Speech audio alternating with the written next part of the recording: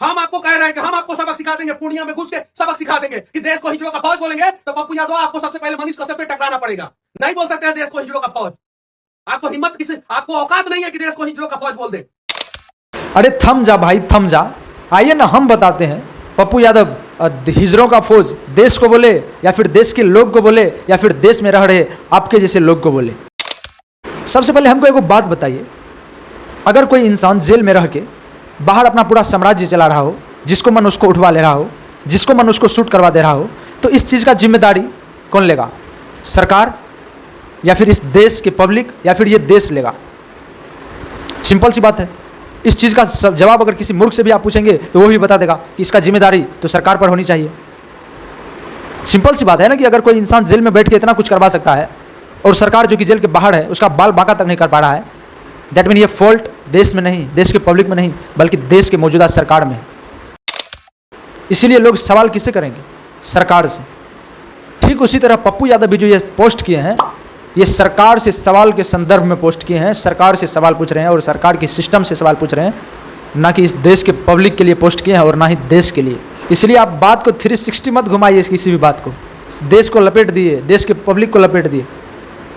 सवाल सरकार से किया जाता है ना, तो फिर देश का पब्लिक कहाँ से आ गया बीच में? आपसे तो कोई नहीं पूछने जाएगा, सवाल सरकार से ही करेगी। इसीलिए ये जो पप्पू यादव पोस्ट किए हैं वो सरकार से सवाल पूछ रहे हैं, ना कि देश और पब्लिक का इससे कोई लेना देना है। अरे माने पप्पू यादव का बोलने का तरीका थोड़ा सा कड़क हो, लेकिन इसका जवाब अगर आप खुद से भी पूछोगे, अपने दिल पे हाथ रख के पूछोगे इस चीज़ का जवाब, तो आपका दिल भी गवाही देगा कि नहीं, पप्पू यादव जो भी पोस्ट किए हैं सही पोस्ट किए हैं। अरे किसी में तो इतना हिम्मत तक नहीं था कि इस चीज़ के लिए कोई सवाल खड़ा करे या फिर एक पोस्ट तक करे।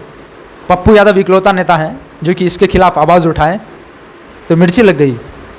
अरे वो पप्पू यादव है। देश को हिजड़ों का फौज करने वाले पप्पू यादव ने किन को छोड़ा? किसी को नहीं छोड़ा इन्होंने। उसमें सलमान खान भी हिजड़ा हो गया, उसमें राहुल गांधी भी हिजड़ा हो गया, उसमें प्रियंका गांधी के बारे में भी आपने बोल दिया, सोनिया गांधी के बारे में भी बोल दिया, आपने अपने बारे में बोला, अपने बेटे के बारे में बोला, अपनी बीवी के बारे में बोला, अपने पूरे समाज के बारे में बोला, पूर्णिया के बारे में बोला, बिहार के बारे में बोला, देश के बारे में बोला। रजा जी बात को तो बड़ी अच्छी तरह से घुमा लेते हो। नहीं, जिसके बारे में पप्पू यादव बोले उसका तो नाम ही नहीं लिए और जिसके बारे में नहीं बोले सबको लपेट दिए। लेकिन यहाँ पे हम काहे बैठे हैं? आइए हम बताते हैं कि पप्पू यादव किसको बोले और किसको नहीं बोले। तो सुनिए, पप्पू यादव मौजूदा सरकार को बोले, पप्पू यादव मौजूदा सरकार में रह रहे लोग को बोले, पप्पू यादव आपके जैसे भ्रष्ट लोग को बोले, आपके परिवार को बोले, आपके बीवी को बोले। समझ में आ गया क्या? ना कि देश के पब्लिक को बोले। इसलिए बात को 360 घुमाइए नहीं, एक्चुअल बात पे आइए, एक्चुअल बात पे। और हाँ, संभल के, थोड़ा संभल के। पप्पू यादव है, आप जिस पोस्ट के लिए आप बीजेपी का तलवा चाट रहे हैं ना, आप फिर भी भाव नहीं दे रहे हैं। आज से कुछ दिन पहले ये फपक के रो रहे थे, उस पोस्ट पे पप्पू यादव 6 बार झंडा गाड़ चुके हैं। इस बात को भी ध्यान रखिए। जिन लोगों ने वोट दिया आपको, उनके बारे में भी आपने यही शब्द बोल दिया। आपको सोचना चाहिए और पप्पू यादव जी के ऊपर कार्रवाई होना चाहिए। मैं अभी भी संवैधानिक शब्द का प्रयोग कर रहा हूँ। 24 घंटे के अंदर या तो अच्छा, तो अकॉर्डिंग टू मनीष कश्यप ये जितना चीज़ चल रहा है ना, इस चीज़ के लिए सज़ा जो करवा रहे हैं उसको नहीं मिलना चाहिए, बल्कि इसका सज़ा पप्पू यादव को मिलनी चाहिए। वाह, क्या सोच है मनीष कश्यप। ये भ्रष्ट इंसान पूरा हॉल वीडियो में एक सिंगल टाइम भी अपने सरकार के बारे में नहीं बोले, अपने सरकार पे नहीं सवाल खड़ा किए और ना ही लॉरेंस बिश्नोई पे सवाल खड़ा किए। लेकिन इस चीज़ का सज़ा किसको दिलवा रहे हैं? पप्पू यादव को।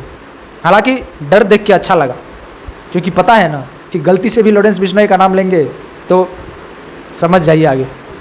आपको सोचना चाहिए और पप्पू यादव जी के ऊपर कार्रवाई होना चाहिए। मैं अभी भी संवैधानिक शब्द का प्रयोग कर रहा हूँ। 24 घंटे के अंदर या तो पप्पू यादव जी माफी मांगिए, या तो पप्पू यादव जी तैयार रहिए। मनीष कश्यप आप बताइएगा जगह, वहां पे आके खड़ा होगा और आपसे टकराएगा, और तब तक टकराएगा जब तक आप। अच्छा, तो पप्पू यादव 24 घंटा में पोस्ट नहीं डिलीट किए तो क्या कीजिएगा? जी तैयार रहिए, मनीष कश्यप आप बताइएगा जगह, वहां पे आके खड़ा होगा और आपसे टकराएगा, और तब तक। पूर्णिया जाइएगा? पूर्णिया? अच्छा, थोड़ा संभल के जाइएगा, काहे कि कुछ दिन पहले नवादा भी गए थे, बोला गए का? अबे वो पप्पू यादव है, वो पप्पू यादव कोई दीवार नहीं कि टकराने का बात करें, टकरा जाएंगे, जाके टकरा जाएंगे। हो तो गया 24 घंटा से अब 36 घंटा होने जा रहा है। तो सवाल यही है कि कब जाइएगा पूर्णिया? और हाँ, जाइएगा तो थोड़ा संभल के। पता है ना, पूरा बिहार में एक लोग निर्दलीय चुनाव जीते, पप्पू यादव, और वो भी पूर्णिया से। तो इस बात का अंदाज़ा आप खुद लगा सकते हैं कि पूर्णिया के लोग पप्पू यादव से कितना प्यार करते हैं। और आप वहाँ जाइएगा तो आपसे कितना प्यार करेंगे ये तो आप खुद अंदाजा लगा सकते हैं। नहीं, मतलब टकराने का भी बात किससे कर रहा है? पप्पू यादव से, जिस पोस्ट के लिए पूरा एड़ी चोटी एक कर दिए थे, बीजेपी का तलवा चाटना शुरू कर दिए, फिर भी घंटा नहीं मिला। उस पोस्ट पे आज पप्पू यादव 6 बार झंडा गाड़ चुके हैं और उससे टकराने का बात कर रहे हैं। अरे थोड़ा बोलने से पहले सोच लिया कीजिए, ये नहीं कि चार दीवारी मैग लिए जो मन हुआ बकर बकर बकर बकर बोल दिए।